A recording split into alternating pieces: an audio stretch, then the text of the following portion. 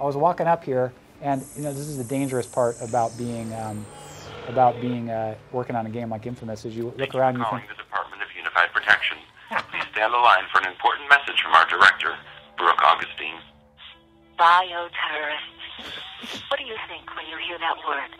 Cold McGrath? The beast? Fear? Oppression? I'm here to tell you that Cole and all the other bioterrorists were once ordinary people, just like you. They didn't know that lurking within them was a sickness, a gene that would transform them into something violent and terrible, a gene that could be inside you. Bioterrorism can be stopped, but it has to start with you. Do your part for a brighter, safer world. Brought to you by the Department of Unified Protection. Yeah, hold Here R1 to help. on the pillars.